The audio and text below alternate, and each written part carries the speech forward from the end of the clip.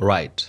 Now, a few hours ago, Captain Ibrahim Traore in Burkina Faso received over 700 African Americans in Burkina Faso, led by Dr. Arikana Chikombori. The occasion was Captain Traore had invited the African Americans. He started putting on an invitation of the African Americans to come back to Burkina Faso and get free settlements like a long time ago. That narrative has been going on and going on. Now, Black Americans, the African Americans, have been coming back to Burkina Faso, coming and going freely. They were not being asked anything because Traore himself put out clearly that when African Americans come back, as long as they are black, they have the permission to go into Burkina Faso and come out of Burkina Faso freely without being asked for any credentials, which means Burkina Faso was made a free country to the African Americans all over. Now, Dr. Arikana Chikombori has been running some organizations which brought back the African Americans to Burkina Faso time and again. And, it's been good, it's been wonderful. It is something that we've been championing for because personally, I've always been talking about the African Americans coming back to Africa. It has always been my prayer that we unite, we come back together, we strengthen the bond once again. And Traore doing this, it really makes me feel so good. It really makes me feel so wonderful. And now, the reason as to why they came back, he received them just a few hours ago. And the reason as to why they came this time, Captain Ibrahim Traore wants to build Burkina Faso, but he wants the African Americans also to be part of the people who are building Burkina Faso, just to claim ownership, because he really wants Black Americans to be part of Burkina Faso, to come back to Burkina Faso and make it their home, live there, stay there as their home, So he was asking them to come in, also have a touch and engage in building of different kind of things here and there, just to be part of it, not necessarily bringing the materials and all that, but just to engage in building of the country of Burkina Faso and all that. It is what he really wanted. He wanted them to feel like Burkina Faso is home and this is a place where you need to be. And so they came in and he received them. He was he gave them a very warm welcome. He was happy to see them. He just felt like he is peaceful amongst them, and he wanted all of the Black people from all over the world. He has been talking about that, to come back home.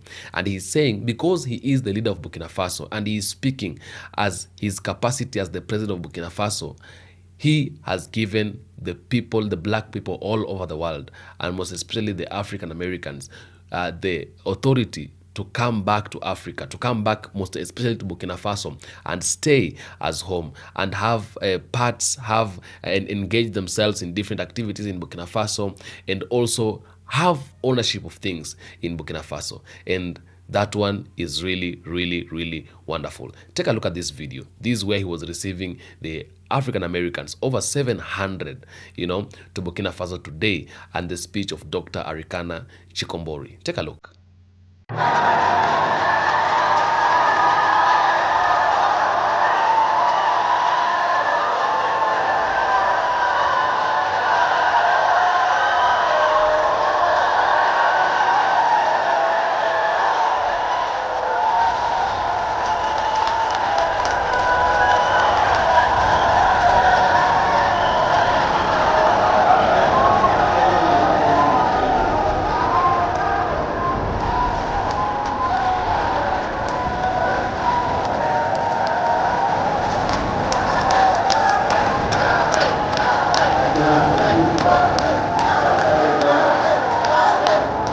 Bonjour camarades, bonjour chers frères et sœurs, et soyez les bienvenus chez vous.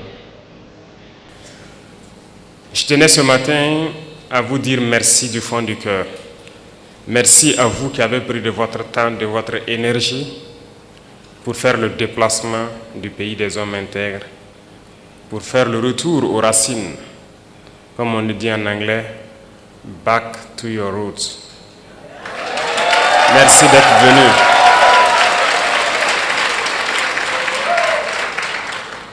Vous nous avez fait preuve de fraternité, vous nous avez fait honneur et je prie Dieu qu'il continue à vous bénir tous, à vous donner la santé, la force nécessaire de pouvoir continuer à revenir à vos sources. Parmi vous, il y a des personnes âgées, très âgées, qui malgré le poids de l'âge ont fait le déplacement avec vous. Je vous dis infiniment merci du fond du cœur et que Dieu continue à vous réconforter.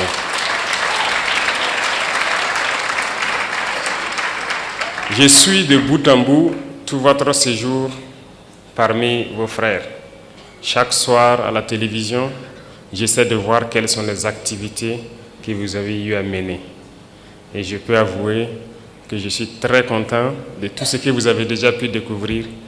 Mais je prie Dieu que le temps soit encore de notre partie et que vous puissiez revenir et pouvoir découvrir beaucoup plus de choses à travers le Burkina Faso.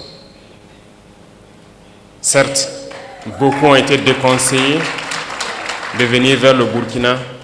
Vous êtes nos ambassadeurs désormais. Et je pense que vous êtes les mieux placés pour aller faire comprendre aux autres que le Burkina Faso est loin de ce que ces médias occidentaux essaient de faire peindre aux yeux du monde. Le Burkina est bien fréquentable, le Burkina résiste, le Burkina tient debout et le Burkina vit. Et merci à vous de prouver cela aux yeux du monde.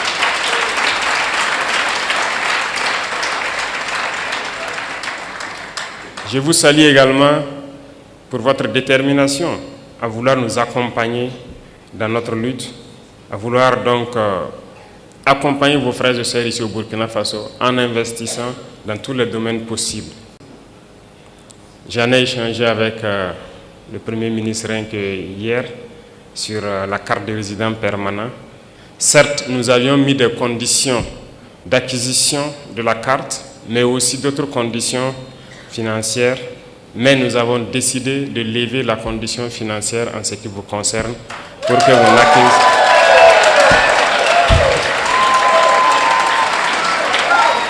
Donc pour vous, il sera question juste de vous en tenir à la question de la carte. Donc toutes les autres conditions, vous serez exemptés. Et merci à vous d'ouvrir le pas pour tous ceux qui souhaitent donc prendre cette carte et pouvoir investir et rester au Burkina. Ceci dit, le Burkina Faso est un pays en pleine construction. Et je pense que beaucoup d'opportunités vous ont été présentées. Il y a encore beaucoup d'autres opportunités. Déjà la question de la radio et de la télévision, je puis aussi vous assurer que je ferai tout pour accompagner la création d'une telle radio ou d'une telle télévision ici au Burkina Faso.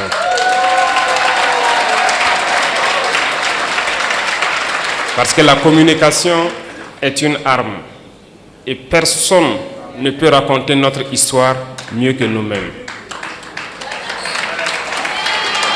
Pendant longtemps, c'est eux qui ont raconté ce qu'ils voulaient de l'Afrique. C'est eux qui ont raconté ce qu'ils voulaient de l'homme noir.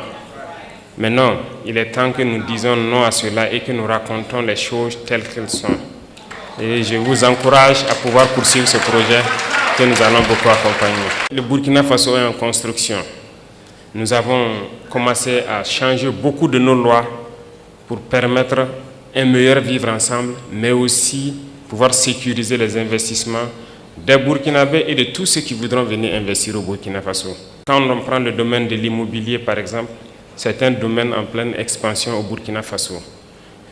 Nous prenons le domaine de l'agriculture et de la transformation agricole, notamment l'industrie agroalimentaire, l'énergie. Bref, il y a beaucoup de domaines qui sont donc ouverts et nous avons besoin des cerveaux de nos frères pour venir construire ici les industries qu'il faut pour transformer nos matières premières, et c'est nous qui devrons nourrir le monde et non nous qui devrons aller quémander aux yeux du monde. Et c'est bien possible que l'Afrique nourrisse le monde. Et donc je vous invite à pouvoir réfléchir, vous mettre ensemble peut-être, mais je vous assure que nous allons vous accompagner pour pouvoir investir dans des domaines clés au Burkina Faso qui peut vous être bénéfique et bénéfique à tous vos frères ici. Et ça, c'est l'essence même de notre lutte.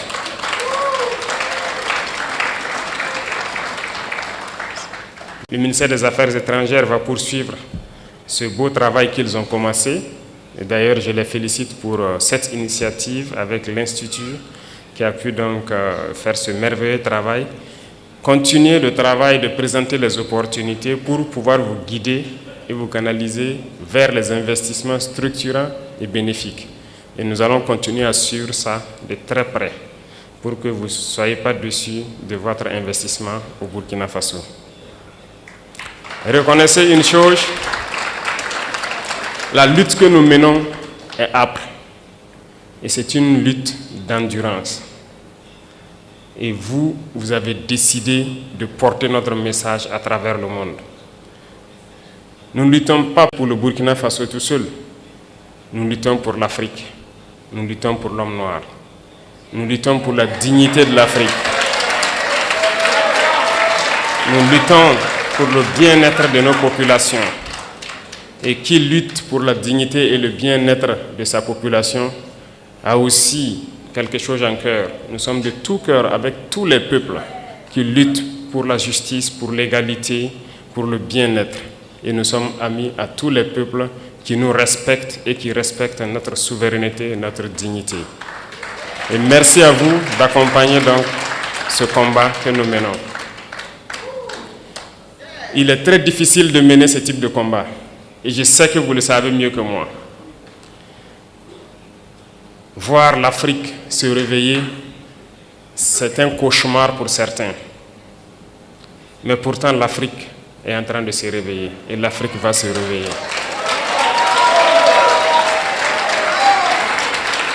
Nous n'allons pas être complices de leur souhait, celui de voir l'Afrique être la réalité de ce qu'eux, ils ont pensé et dit de l'Afrique, notamment une terre d'esclaves, une terre maudite. Nous n'allons pas être complices et les accompagner pour que ce qu'ils pensent soit une vérité. Nous leur dirons que l'Afrique est un continent d'espoir, est un continent combatif et l'Afrique est un continent d'avenir. Et nous allons nous battre pour cela.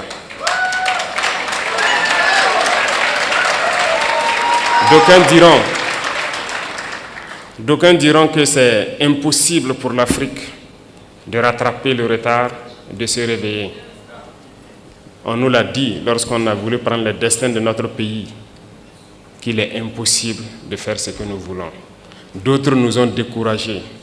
Ils ont toujours pris des exemples de héros africains qu'ils ont tués pour nous dire que ces héros ont essayé mais ils n'ont pas pu. Pour nous faire comprendre que c'est une peine perdue notre lutte. Mais nous avons dit que impossible n'est pas africain. Si impossible était africain, nos grands-parents, nos ancêtres ont beaucoup souffert. Il n'y a pas ce peuple au monde qui a souffert comme les Africains. Aucun peuple ne peut prétendre pouvoir survivre après toutes les épreuves que les Noirs ont subies. On se rappelle que ce soit les colonisations, l'esclavage, les conquêtes arabo-musulmanes ici, les Africains ont connu toutes sortes d'humiliations, toutes sortes de traitements qui visent à nous exterminer. Ils ont voulu faire disparaître le gène du noir parce que c'était les jeunes braves qu'ils ont toujours pris, tués et déportés. Donc l'Africain est le plus résistant de l'histoire de l'humanité parce que nous avons résisté à toutes les barbaries possibles. Mais il faut qu'aujourd'hui, nous continuions la lutte. Et voilà pourquoi, moi je vous dis encore merci pour ce combat que vous menez. Parce que le continent souffre encore. Regardez ce qui se passe au Soudan. On extermine les frères noirs. Regardez ce qui se passe au Congo. Regardez ce qu'ils sont en train de s'aimer dans le Sahel. Un peu partout, ils manipulent les noirs pour qu'on s'entretue. Ils envoient les armes et on continue de s'entretuer. Il faut que cela s'arrête. Et c'est bien possible. Et la première chose, la première arme que nous pouvons utiliser, que vous pouvez utiliser, c'est la communication. C'est d'expliquer aux Noirs d'où il vient et qui il est et où est-ce qu'on peut partir. Et c'est bien possible et je vous félicite, je vous encourage dans ce combat. Il faut que partout où des Africains se retrouvent, il faut que nous comprenions une chose. Seuls unis, nous pourrons aller loin. Et il faut que nous arrivions à nous unir d'une manière ou d'une autre. Et cela incombe plus à la jeunesse aujourd'hui, mais aussi aux anciens, qui doivent pouvoir expliquer à la jeunesse ce qu'ils ont vécu hier et comment nous devons nous comporter aujourd'hui pour pouvoir nous unir. Et je compte sur tout un chacun pour continuer ce combat partout où il est. Parce que nous sommes combattus aujourd'hui par l'impérialisme qui cherche par tous les moyens à nous faire disparaître, mais aussi par nos propres frères. Certains qui sont les valets de l'impérialisme, mais d'autres aussi pour leur simple intérêt. Personnellement, je dirais qu'il y a beaucoup de chefs d'État africains qui ne m'aiment pas. Ils sont très nombreux, qui ne m'apprécient pas. Peut-être parce qu'ils sont jaloux,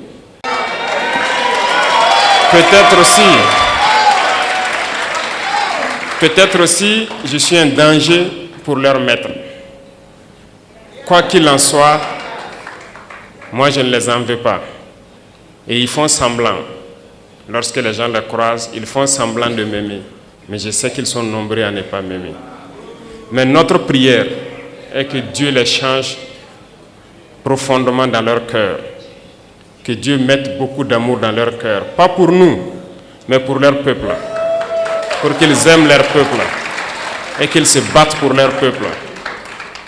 Parce que nous continuerons à prêcher le message pour que leur jeunesse se réveille. Et je prie Dieu que Dieu mette l'amour dans leur cœur, qu'ils aiment leur jeunesse, qu'ils aiment leur peuple et qu'ils se battent pour le bien-être de leur peuple. Peut-être qu'à travers cela, nous aussi nous allons bénéficier d'une once d'amour de leur part. Et je prie Dieu que cela puisse arriver et très vite, que nous puissions voir dans la même direction, voir que nous devons nous battre pour le bien-être de nos peuples, de nos jeunesses, de nos continents, de nos pays. Et à travers cela, il n'y a pas de choix, on va s'unir.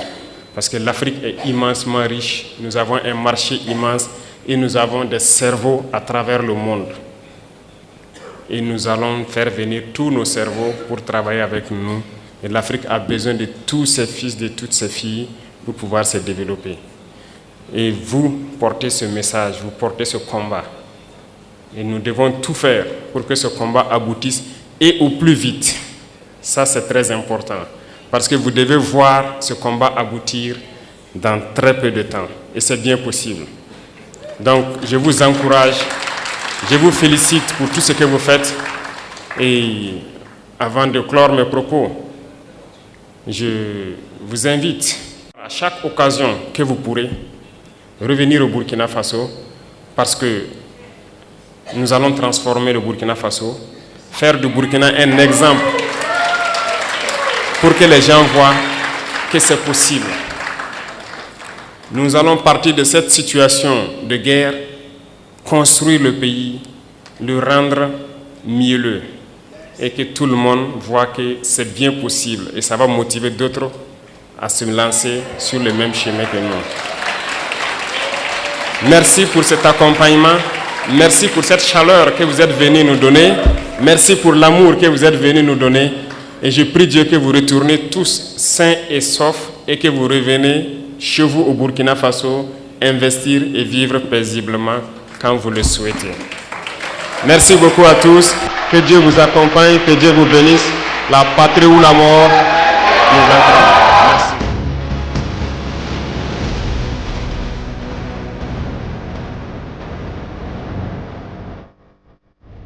To the Prime Minister of the Great Republic of Burkina Faso, the entire government of Burkina Faso, to the citizens of Burkina Faso, we want to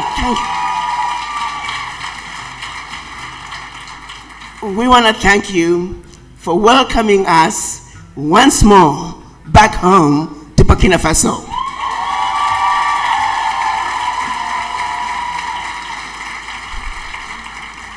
We were here last year. There were 130 of us. Mr. President, Captain Ibrahim Traore, we are back with 4 times that number.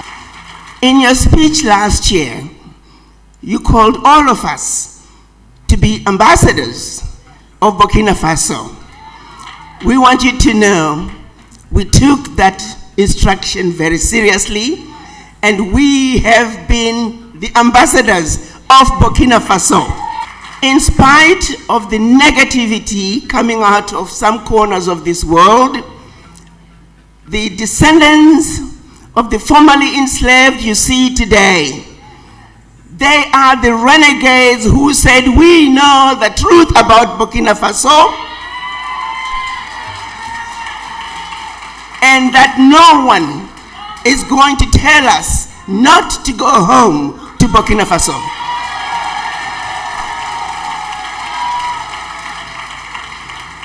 So it is my honor to introduce you to your children in the diaspora, particularly descendants of the formerly enslaved who are here to complete the journey of return on behalf of their ancestors.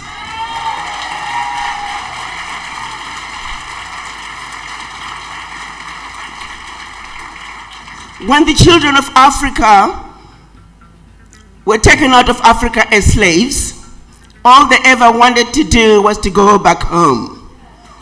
So right here in Burkina Faso, we have a president who understands that it is a sad situation that over 400 years later, not a single African head of state has called for the children of Africa to come back home.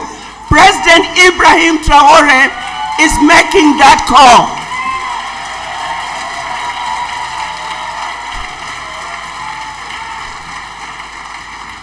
It is here in Burkina Faso that we shall conclude the journey of return. And all of you are bringing with you the spirits of your ancestors to put them back to rest right here in Burkina Faso. So, Mr. President, we're here to show our solidarity with the Sahel nations.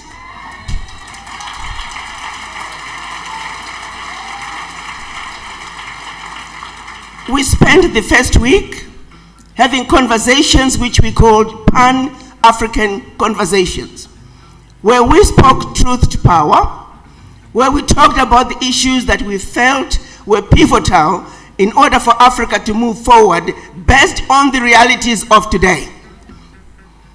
And that resolution that we came up included issues such as discussions pertaining to establishment of a Pan-African television and a Pan-African radio station, which is going to be based right here in Burkina Faso.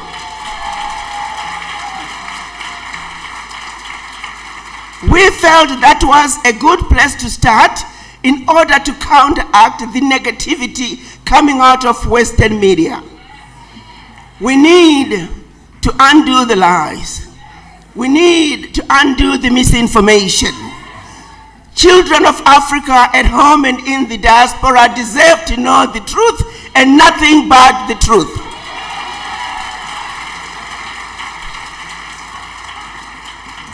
There are many other issues that are in the resolution which shall be presented to you through the Foreign Ministry. But in our resolution, we were committed, and we are showing our solidarity, and we are letting the world know, as a united front of African diaspora, we support the Sahel nations.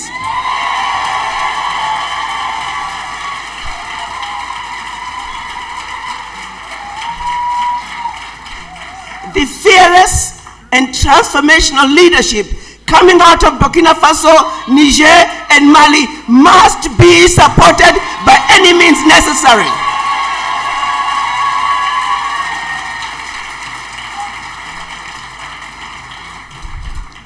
Your Excellency, Mr. President, as a mother, as a wife, as a daughter, you represent everything we have ever wanted in an African man.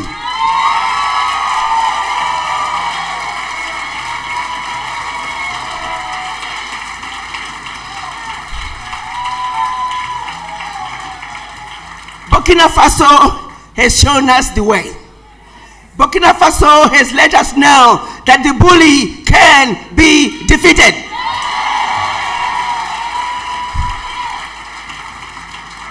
The citizens of Burkina Faso have done all the heavy lifting.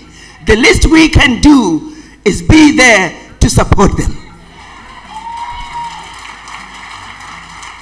So in addition to supporting the revolution that's taking place in the Sahel, we're also here to invest in Burkina Faso.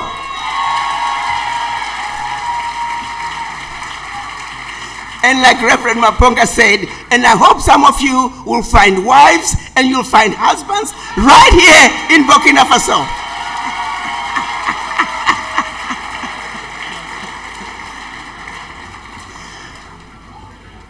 We all could not be here today if it were not for the amazing work being done under the leadership of His Excellency Ambassador General Kassoum Coulibaly.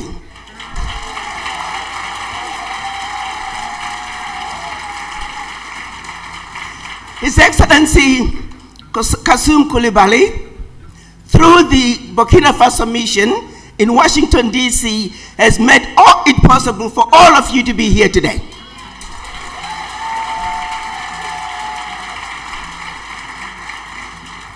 Mr. President, I want you to know that Burkina Faso is extremely well represented in Washington, D.C.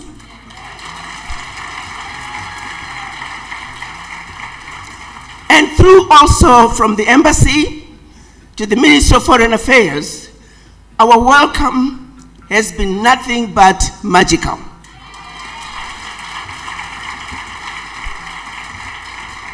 It is my humble opinion, Mr. President, that should you have a competition among the ministries in Burkina Faso, that the Ministry of Foreign Affairs should receive the award for the best, most achieving ministry in the government of Burkina Faso.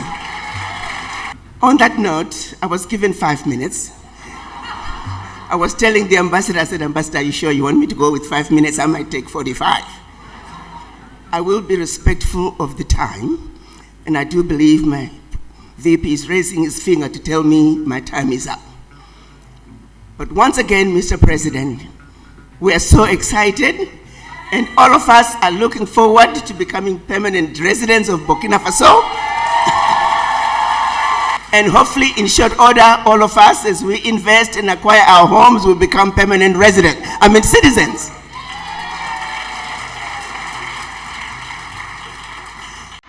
Thank you again, Mr. President, for the opportunity to address you.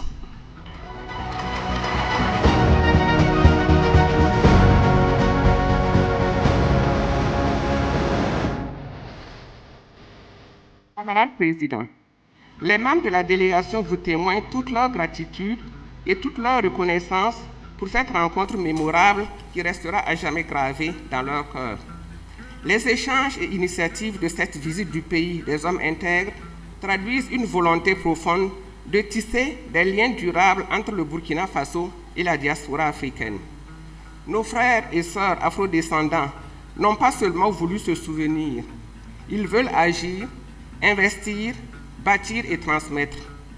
Leurs propositions touchent des domaines essentiels: éducation, santé, innovation, tourisme culturel, agriculture durable et investissement communautaire.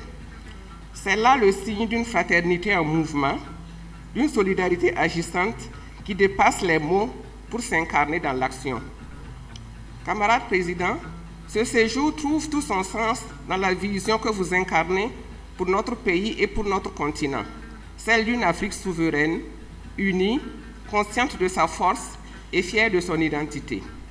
En venant à votre rencontre, nos frères et sœurs entendent saluer votre leadership courageux et inspirant, celui d'un chef d'État qui incarne la renaissance africaine, la reconquête de notre dignité collective et la réécriture du récit africain par ses propres enfants. Cette démarche rejoint l'une des principes cardinaux de notre diplomatie. La diaspora africaine est un pilier essentiel de la refondation du continent. Elle constitue une force spirituelle, intellectuelle, économique et culturelle, un levier stratégique pour le développement et pour l'édification d'une Afrique nouvelle à laquelle le Burkina Faso contribue activement aux côtés des pays frères de la Confédération des États du Sahel et de ses partenaires du monde. Alors que s'achève ce séjour mémorable, nous pouvons affirmer que la mission Bienvenue chez vous est un succès historique. Elle a permis de raviver les liens de sang et du cœur entre le Burkina Faso et la diaspora africaine et d'ouvrir des perspectives prometteuses de coopération fondées sur l'unité, la solidarité et la dignité retrouvée. Camarades présidents, nos frères et sœurs afrodescendants voient en vous un symbole d'espoir, un courage et de résilience africaine. Ils repartent convaincus que le Burkina Faso est aujourd'hui un phare pour la conscience africaine, un espace de reconnexion et de construction spirituelle. Je voudrais à cette occasion saluer l'engagement du personnel du ministère des Affaires étrangères, la dévotion de notre ambassade à Washington, ainsi que la collaboration efficace des départements ministériels partenaires dont les efforts conjugués ont permis la réussite de ce voyage mémorable. Camarades présidents, pour clore mon propos, permettez-moi de redire à nos frères et sœurs de la diaspora toute notre gratitude pour leur engagement fidèle aux côtés du peuple burkinabé et leur détermination à porter haut, à travers le monde, votre vision d'une Afrique libre, digne et souveraine.